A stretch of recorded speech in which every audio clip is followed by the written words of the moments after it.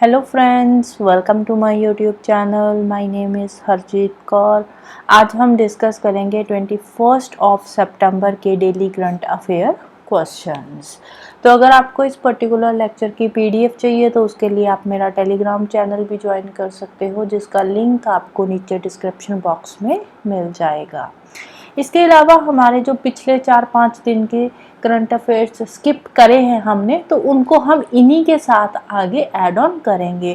क्योंकि देखो 4-5 दिन के जो हमारे स्किप हुए हैं ना, तो डेली बेसिस पे 2-2 3-3 ऐड करके न्यूज़ हम इसी में उनको 5-7 दिन में कवर अप कर लेंगे, राइट। तो शुरू करते हैं। सबसे पहले देखते हैं हम इम्पोर्टेंट डेज। तो 16 सितंबर तक के हम इम्पोर्टेंट डेज ऑलरेडी डिस्कस कर चुके हैं।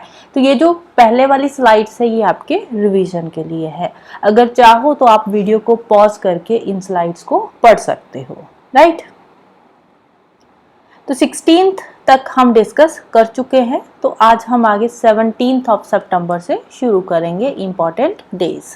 17 सितंबर को आता है वर्ल्ड पेशेंट सेफ्टी डे। कौन सा है ये? World patient safety day. तो पेशेंट्स की सेफ्टी से रिलेटेड ये डे है। तो इसको इस्टेब्लिश कब किया गया था? इसको इस्टेब्लिश किया गया था 2019 के अंदर 72nd वर्ल्ड हेल्थ असेंबली में, राइट। 72nd एडिशन की जब वर्ल्ड हेल्थ असेंबली हुई थी, कब हुई थी? मई 2019 के अंदर। तो उस टाइम पे जो वर्ल्ड पेशेंट सेफ्टी डे था वो इस्टेब्लिश किया गया था। और 2024 का जो थीम है, वर्ल्ड पेशेंट सेफ्टी डे का जो थीम है ये हर साल चेंज होता है। ये जो थीम है ये 2024 का थीम है। तो थीम क्या है इसका? Improving diagnosis for patient safety. Patient की सेफ्टी के लिए डायग्नोसिस को इम्प्रूव करना है। Improving diagnosis for patient safety, तो ये है इसका थीम। और इसका एक स्लोगन भी है। स्लोगन क्या है? स्लोगन है get it right make it safe. Slogan क्या है इसका? Get it right make it safe. Again slogan भी इंपॉर्टेंट है और जो थीम है वो भी इंपॉर्टेंट है। दोनों चीजें इंपॉर्टेंट है यहाँ पे, राइट। नेक्स्ट आता है 18 सितंबर। 18 सितंबर को कौन सा डे आता है? तो 18 सितंबर को आता है वर्ल्ड बैम्बू डे। कौन सा है? World bamboo day. तो ये डे सेलिब्रेट किया जाता है बैम्बू की इंपॉर्टेंस से रिलेटेड अवेयरनेस देने के लिए। तो इसका थीम क्या है? इसका थीम है developing bamboo value chain with SDG goals. Sustainable development goals के साथ साथ हमें बैम्बू वैल्यू चेन को भी डेवलप करना है, राइट। नेक्स्ट एक वीक है 17 से लेकर 20 सितंबर तक। हालांकि ये पूरा वीक बनता नहीं है, वीक में पूरे 7 डेज होते हैं, लेकिन इसको वीक ही बोला जाता है। 17 से लेकर 20 सितंबर तक आता है वर्ल्ड वाटर वीक। अगेन ये इंपॉर्टेंट है। वर्ल्ड वाटर वीक कब आता है? 17 से लेकर 20 सितंबर तक ये ऑब्जर्व किया जाता है वर्ल्ड वाटर वीक। और इसका थीम क्या है? इसका थीम है partnerships and cooperation for inclusive water development and management. Theme क्या है? Partnership and cooperation for inclusive water development and management. और ये जो वर्ल्ड वाटर वीक इस साल ऑब्जर्व किया गया है, ये ऑब्जर्व किया गया है 8th एडिशन का है। ये कौन से एडिशन का है? 8th एडिशन का ये वर्ल्ड वाटर वीक है जो ऑब्जर्व किया गया है, राइट। नेक्स्ट डे 21 सितंबर। 21 सितंबर को आता है international day of piece. World peace day भी इसको बोला जाता है, इंटरनेशनल डे ऑफ पीस और world peace day. World peace day के नाम से भी इसको जाना जाता है।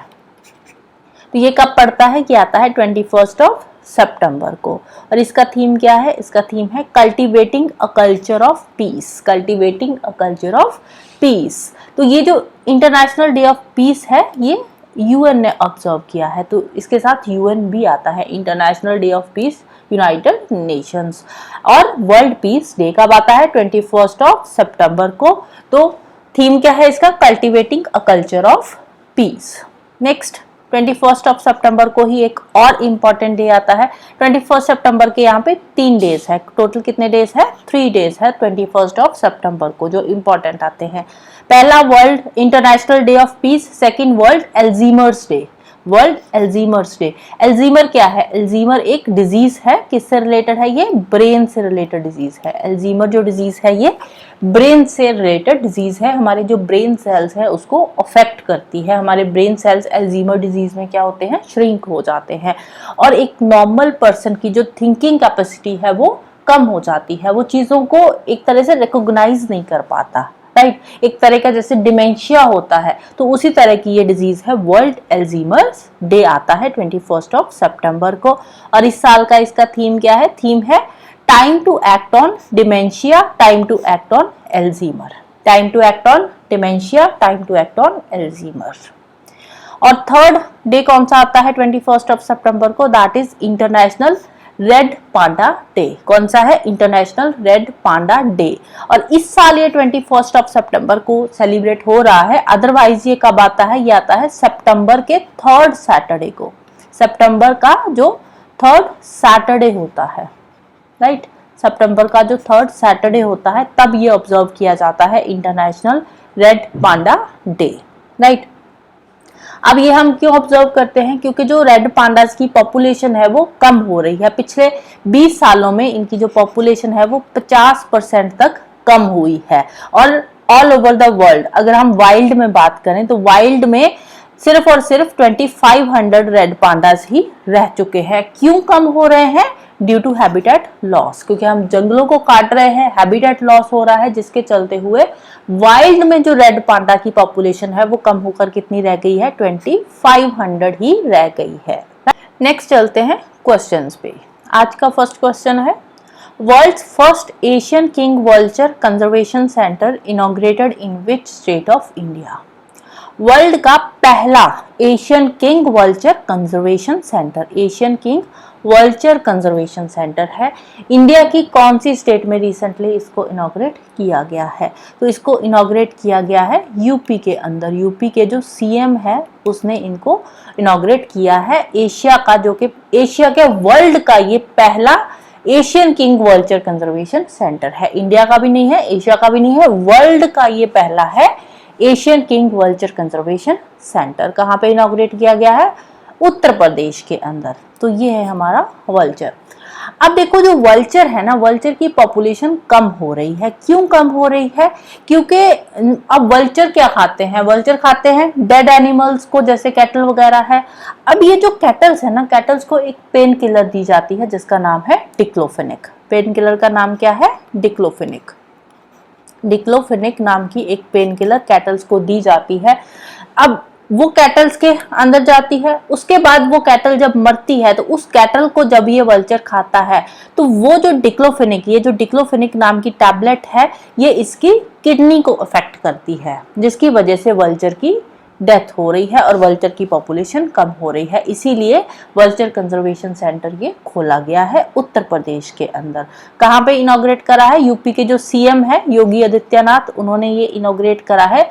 नाम क्या है? Jatayu conservation and breeding centre. नाम क्या है? Jatayu conservation and breeding centre. कहाँ पे है?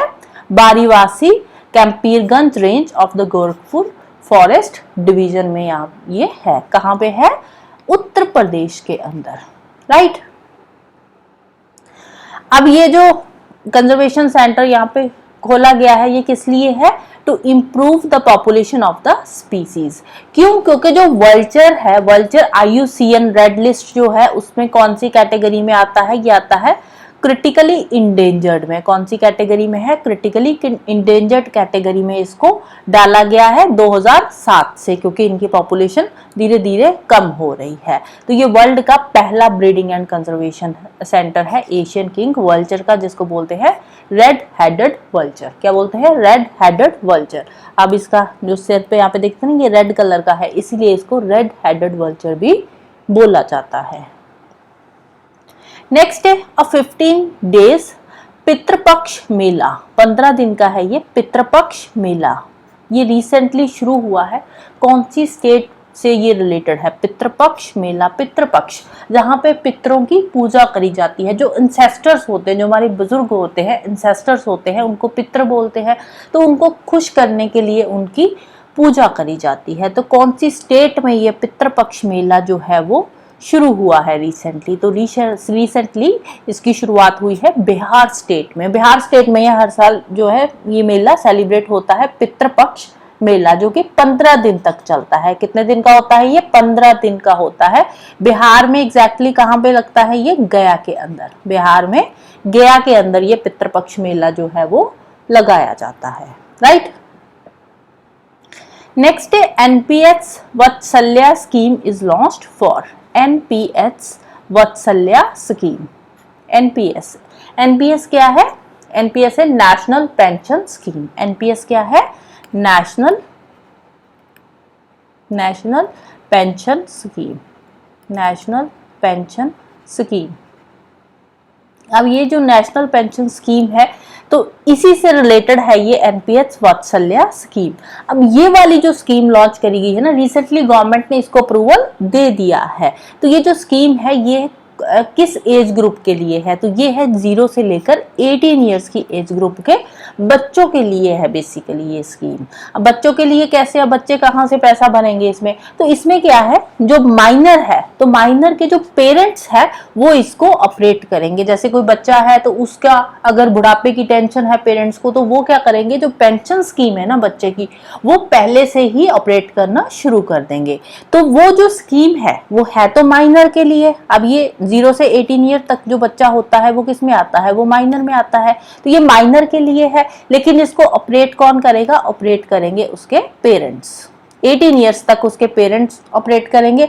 18 ईयर के बाद ये जो स्कीम है वो उस बच्चे के नाम आ जाएगी। वो बच्चा इसका जो भी पैसा है वो भरेगा और ये जो स्कीम है ये बन जाएगी नॉर्मल एनपीएस स्कीम। 18 ईयर्स के बाद जब वो बच्चा 18 प्लस का हो जाएगा तो ये स्कीम बन जाएगी एनपीएस स्कीम, राइट।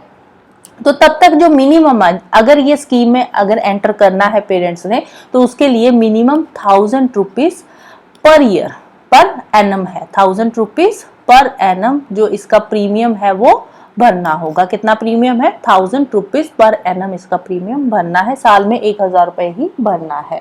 कब तक? 18 ईयर्स तक। जब वो बच्चा 18 ईयर्स का हो जाएगा उसके बाद वो प्रीमियम जो भी है वो बच्चा भरेगा। और जो ये एनपीएस वत्सल्य स्कीम है ये ऑटोमेटिकली कन्वर्ट हो जाएगी एनपीएस स्कीम के अंदर। और इसके अलावा कुछ और बेनिफिट्स भी दिए गए हैं कि अगर पेरेंट्स को पैसा चाहिए तो वो इस स्कीम से पैसा निकलवा भी सकते हैं। अब कितना पैसा निकलवा सकते हैं? तो जितना भी अब तक उन्होंने इस स्कीम के अंदर पैसा डाला है उसका 25% जो है पेरेंट्स इसमें से निकलवा सकते हैं। कितना पैसा निकलवा सकते हैं? जितना इस स्कीम के अंदर डाला है उसका 25% जो है वो पेरेंट्स इसमें निकलवा सकते हैं इन केस ऑफ इमरजेंसी। ऐसे नहीं है कि ऐसे घर के खर्चों के लिए निकलवा लिए, नहीं। अगर बच्चे की एजुकेशन के लिए पैसा चाहिए तो आप इस स्कीम से निकलवा सकते हो, या फिर उस बच्चे को कोई प्रॉब्लम है, कोई डिसेबिलिटी है, कोई हेल्थ रिलेटेड प्रॉब्लम है, तो उसके लिए आप इस फंड में से पैसा निकलवा सकते हो, इस स्कीम में से पैसा निकलवा सकते हो। लेकिन कितना? सिर्फ और सिर्फ 25%। और कितनी बार निकलवा सकते हो? सिर्फ और सिर्फ 3 बार ही निकलवा सकते हो 18 ईयर्स की एज तक, right. NPS Vatsalya scheme is a saving come pension scheme. ये क्या है? एक पेंशन स्कीम है। कौन रेगुलेट कर रहा है इसको? कौन एडमिनिस्टर कर रहा है? तो इसको रेगुलेट कर रहा है PFRDA, pension fund regulatory authority of India. इसको रेगुलेट करता है, एडमिनिस्टर करता है। तो इसमें जो पेरेंट्स है इस अकाउंट को ओपन करने के लिए कम से कम 1000 रुपए पर एनम उनको देने पड़ेंगे। अपर लिमिट कोई नहीं है, आप 1000 रुपए मिनिमम है। आप कितने भी पैसे देकर ये जो एनपीएस स्कीम है वो ले सकते हो, एनपीएस वत्सल्य स्कीम, राइट। तो स्कीम कौन ऑपरेट करेगा? पेरेंट्स ऑपरेट करेंगे जब तक बच्चा 18 ईयर्स का नहीं हो जाता। जब बच्चा 18 ईयर्स का हो जाएगा तो ऑटोमेटिकली जो अकाउंट है वो बच्चे के नाम पे हो जाएगा और वो बन जाएगा एक रेगुलर एनपीएस अकाउंट, राइट। तो अकाउंट एक रेगुलर एनपीएस अकाउंट बन जाएगा। 18 ईयर्स तक वो रहेगा NPS Vatsalya account, right. Next है what is the main aim of Chandrayaan 4 mission which recently approved by the government. Chandrayaan 4 mission हम लॉन्च करने जा रहे हैं जिसका अप्रूवल गवर्नमेंट की तरफ से मिल गया है। तो चंद्रायन 4 मिशन के अंदर क्या होगा, इसमें लूनर सरफेस पे जाया जाएगा, मून के सरफेस पे जाएंगे और वहां से रॉक के सैंपल्स और सॉइल के सैंपल्स हम कलेक्ट करके लाएंगे to collect soil and rock samples from the lunar surface. तो इसमें ये जो है यहाँ पे एक स्पेसक्राफ्ट ही जाएगा, यहाँ पे कोई भी ह्यूमन नहीं जाएगा, ये मैन्ड मिशन नहीं है, यहाँ पे कोई भी जो ह्यूमन है वो इस पे नहीं जाएगा, राइट। तो चंद्रायन 4 मिशन का मेन एम क्या है, वहां से हम लूनर सरफेस जो है, जो मून का सरफेस है, वहां से हम सॉइल और रॉक के सैंपल्स इकट्ठे करके लाएंगे, राइट। तो एक्सपेक्टेड है कि ये 36 मंथ्स में कंप्लीट हो जाएगा। 36 मंथ्स मतलब 3 इयर्स में ये जो मिशन है ये कंप्लीट हो जाएगा। ऑलरेडी इसका अप्रूवल दे दिया गया है, इंडस्ट्री एकेडमिशिया जो भी है इन सबको इसका अप्रूवल मिल चुका है। तो इसके लिए टोटल कितना फंड रिक्वायरमेंट है, कितने फंड की रिक्वायरमेंट है, तो वो रखा गया है 2104.06 करोड़ का फंड इसके लिए जो है वो रखा गया है। इसके अलावा हमारी गवर्नमेंट के कुछ और भी एक्सपैंडेड विजन्स है इंडियन स्पेस प्रोग्राम के लिए ड्यूरिंग द अमृत काल। अमृत काल क्या है, अमृत काल है का टाइम पीरियड है 2047 तक का, क्योंकि 2047 का हमारा एम क्या है कि हमें डेवलप्ड इंडिया बनना है, विकसित भारत बनना है 2047 तक। तो इसका मेन एम है कि हम क्या है, अमृत काल तक हम कुछ और मिशंस भी लेकर आएंगे रिलेटेड टू स्पेस। तो 2047 से पहले 2035 तक हम एक इंडियन स्पेस स्टेशन बनाएंगे, जैसे इंटरनेशनल स्पेस स्टेशन है ना, तो उसी तरह हम अपना एक इंडियन स्पेस स्टेशन बनाएंगे जिसका नाम देंगे भारतीय अंतरिक्ष स्टेशन, राइट। और इसके साथ साथ हम इंडियन लैंडिंग का भी हमने एक टारगेट रखा है बाय 2040 तक हम इंडियन लैंडिंग भी करवाएंगे, मतलब कि इंडिया के स्पेस क्राफ्ट पे इंडिया का ही एक जो साइंटिस्ट है वो वहां पे जाएगा, मून पे जाकर पहला कदम रखेगा। तो इसका टारगेट है 2040 तक का, और भारतीय अंतरिक्ष स्टेशन हम बनाएंगे 2035 तक, राइट। इसके अलावा एक और हमने अप्रूवल मिला है, वो है वीनस ऑर्बिटर मिशन का, वीनस ऑर्बिटर मिशन का, कि हम वीनस के ऑर्बिट में भी जाएंगे। अब सन है, सन के बाद कौन सा आता है, मरकरी, वीनस, अर्थ, मार्स, तो ये है जुपिटर। तो ये जो वीनस है ये अर्थ के क्लोजेस्ट प्लेनेट है, अर्थ के पास वाला प्लेनेट है। मार्स मिशन तो चल रहा है, लूनर मिशन भी हमारा चल रहा है, और साथ ही साथ हम एक वीनस ऑर्बिटर मिशन जो है उसका भी हमें अप्रूवल मिल चुका है, राइट। मून और मार्स के अलावा अब हम वीनस पे भी जाने की कोशिश करेंगे। तो इसके लिए एक्सपेक्टेड है कि हम मार्च 2028 तक ये जो वीनस ऑर्बिटर मिशन है इसको हम अकॉम्प्लिश कर देंगे। अगर अब वीनस पे हम पहुंचेंगे तो वहां से हमें बहुत सारे कुछ साइंटिफिक हमारे क्वेश्चंस है, साइंटिफिक रिसर्च है वहां पे हम करेंगे, जिसका हो सकता कि जिससे हमारी इकोनॉमी भी बूस्ट हो। तो इसके लिए टोटल फंड कितना दिया गया है, टोटल फंड दिया गया है 1236 करोड़ का, 1236 करोड़ का फंड इसके लिए अप्रूव किया गया है, जिसमें से 824 करोड़ जो है वो स्पेसक्राफ्ट पे खर्च किए जाएंगे। नेक्स्ट है which of the following statement is not correct about one nation one election. One nation one election के बारे में हमने भी पहले भी पढ़ा था कि ऑल ओवर द इंडिया एक नेशन है तो एक ही बार इलेक्शन होनी चाहिए, नहीं तो अब होता क्या है, लोकसभा की इलेक्शन किसी और टाइम पे हो रही है, स्टेट असेंबली में भी हर स्टेट की अलग अलग टाइम पे इलेक्शन होती है। तो वन नेशन वन इलेक्शन के अंदर क्या होगा कि एक ही टाइम पे स्टेट असेंबलीज की, लोकसभा की, लोकल बॉडीज की सारी इलेक्शंस एक ही टाइम पे कंडक्ट करवाई जाएगी, राइट। तो वन नेशन वन इलेक्शन का मेन एम क्या है कि जितनी भी इलेक्शंस है, लोकसभा की है, स्टेट असेंबलीज की है, लोकल बॉडीज की, पंचायत की, तो सारी इलेक्शन एक टाइम पे ही कंडक्ट करवाई जाएगी।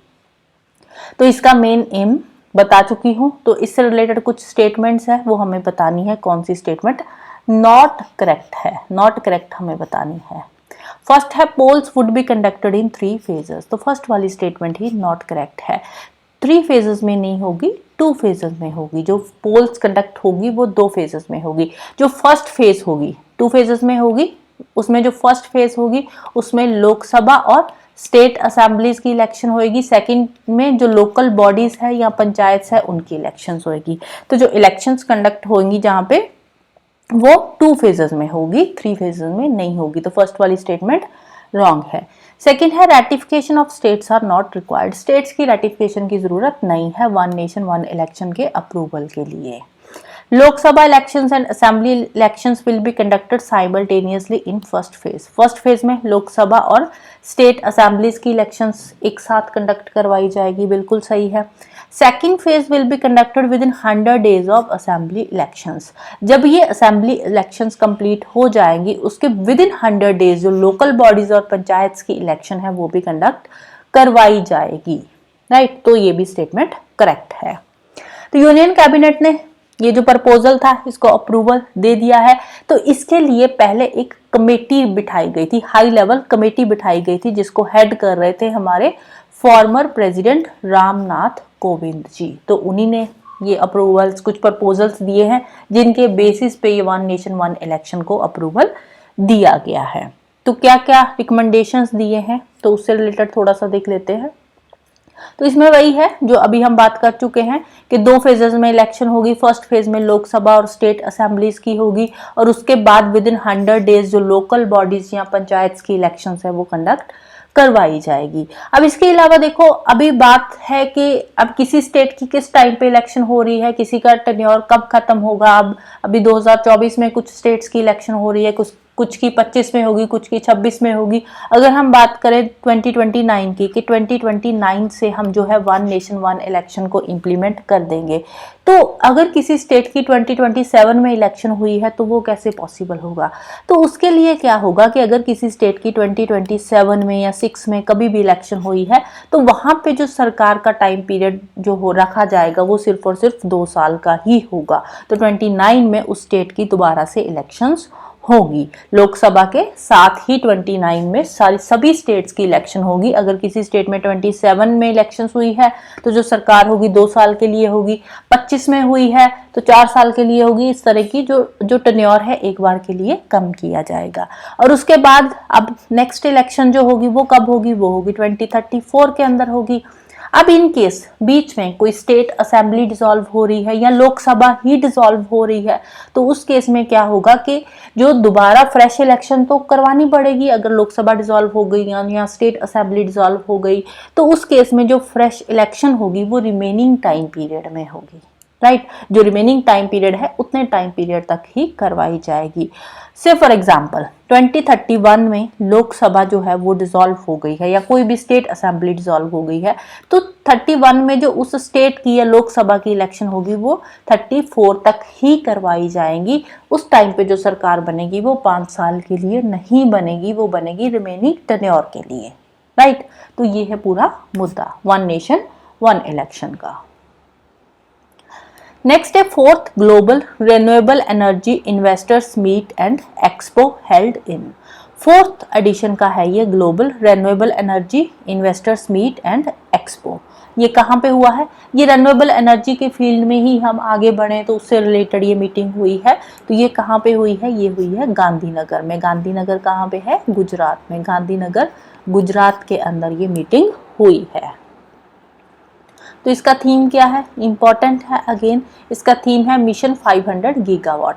500 गीगावाट का जो हमारा मिशन है वो कब तक का है, वो है 2030 तक का, कि 2030 तक हम 500 गीगावाट तक रिन्यूएबल एनर्जी जो है वो अचीव कर लेंगे। इसको होस्ट किसने करा था, इसको होस्ट करा है ministry of new and renewable energy ने। मिनिस्टर कौन है ministry of new and renewable energy के, तो मिनिस्टर है इसके प्रहलाद जोशी जी। प्रहलाद जोशी इसके मिनिस्टर है, राइट। नेक्स्ट है exercise IKEA. Exercise IKEA begins in, IKEA जो एक्सरसाइज है ये किससे रिलेटेड है, ये रिलेटेड है डिजास्टर मैनेजमेंट से। किससे रिलेटेड है ये डिजास्टर मैनेजमेंट से रिलेटेड, ये मैनेजमेंट से रिलेटेड ये एक्सरसाइज है। तो आइकिया एक्सरसाइज रिलेटेड है डिजास्टर मैनेजमेंट से। कहाँ पे शुरू हुई है, तो ये शुरू हुई है एक्सरसाइज चेन्नई के अंदर। ये नेशनल लेवल की है, ये जो एक्सरसाइज है ना ये नेशनल लेवल की एक्सरसाइज है, इंटरनेशनल लेवल की नहीं है। नेशनल लेवल की एक्सरसाइज है, कहाँ पे शुरू हुई है, चेन्नई के अंदर। नेक्स्ट है name the first women fighter pilot in LCA। LCA क्या है? लाइट कॉम्बैट एयरक्राफ्ट तेजस फाइटर फ्लीट। तो पहली विमेन फाइटर पायलट कौन सी है LCA तेजस फाइटर फ्लीट की? तो पहली विमेन फाइटर पायलट जो है वो बनी है मोहना सिंह। कौन है? मोहना सिंह। स्क्वाड्रन मोहना सिंह बनी है first women fighter pilot in LCA Tejas fighter fleet की।